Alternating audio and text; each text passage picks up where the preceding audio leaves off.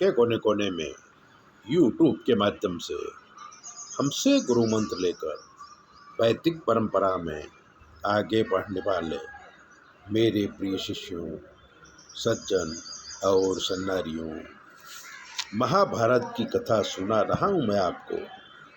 इसलिए चैनल को सब्सक्राइबर कर लीजिए, लाइक कर दीजिए। और अगर आपके जीवन में कोई कष्ट है तो 9825200108 पर फ़ोन कर लीजिए।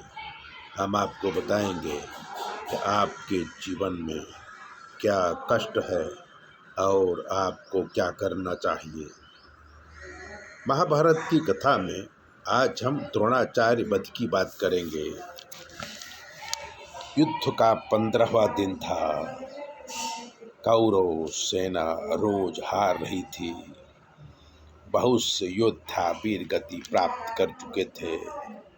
दुर्योधन घबराया था, इसलिए द्रोणाचार्य के पास गया और द्रोणाचार्य का अपमान करते हुए कहा कि आप जानबूझकर पांडवों का वध नहीं करते।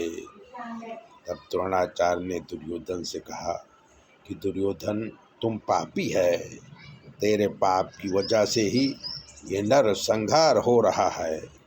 अगर तुम अपने आप को बलशाली समझता है तो खुद जाके पांडवों के साथ युद्ध क्यों नहीं करता। पांडवों को मारना कोई खेल नहीं है। इंद्र आदि देवता भी पांडवों को परास्त नहीं कर सकते। द्रोणाचार्य के वचन सुन दुर्योधन वहां से हट गया। द्रोणाचार्य युद्ध करने लगे और क्रोधावेश में द्रुपद राजा और उनके 3 पुत्रों का वध कर दिया और विराट राज युद्ध करने लगे। विराट राज भी थोड़ी देर तक लड़े, फिर द्रोणाचार्य के बाणों से वीर गति प्राप्त किए। द्रोणाचार्यों आज बहुत क्रोधित थे।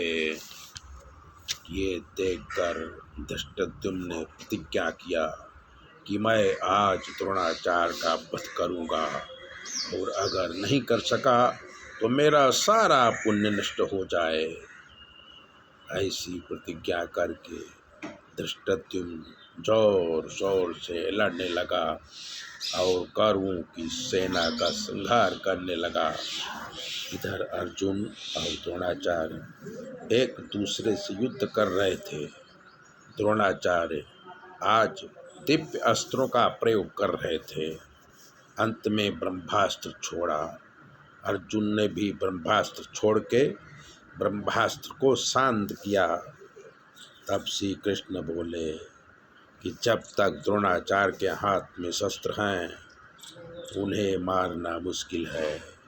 कोई ऐसी युक्ति करें कि द्रोणाचार्य स्वयं ही धनुष बाण का त्याग कर दें।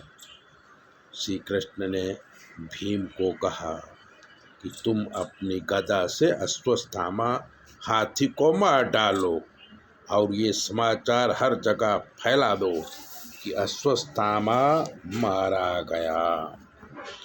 पुत्र की मृत्यु का समाचार सुन के द्रोणाचार्य अपने शस्त्रों का त्याग करेंगे और भीम ने ऐसा ही किया। द्रोणाचार्य ने पूछा कि अश्वत्थामा हाथी मारा कि मेरा बेटा।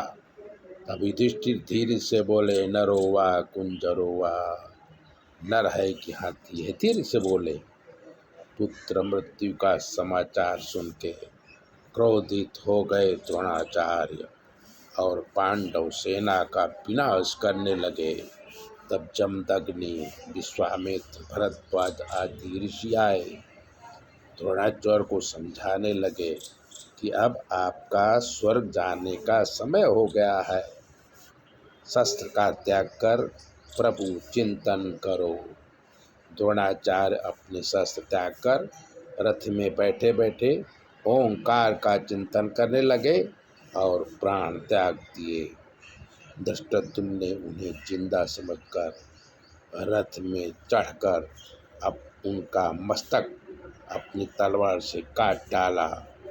युद्ध स्थल में हाहाकार मच गया। सभी लोग भागने लगे। समाचार अश्वत्थामा को मिला। वो ब्रह्मास्त्र का प्रयोग किया। अर्जुन ने उनके ब्रह्मास्त्र को शांत किया। शाम हुई और युद्ध विराम हो गया। यहाँ पर महाभारत का द्रोण पर्व पूरा होता है। ऐसी ही कथा सुनने के लिए, जानने के लिए चैनल को सब्सक्राइबर कर लीजिए, लाइक कर दीजिए। और अगर आपके जीवन में कोई कष्ट है तो 9825200108 पर फ़ोन कर लीजिए। हम आपको बताएंगे कि आपके ग्रह नक्षत्र कैसे हैं और आपको क्या करना है। चैनल सब्सक्राइबर करिए, लाइक करिए। ज्योतिष के लिए 9825200108 पर फ़ोन करिए। जय भोले।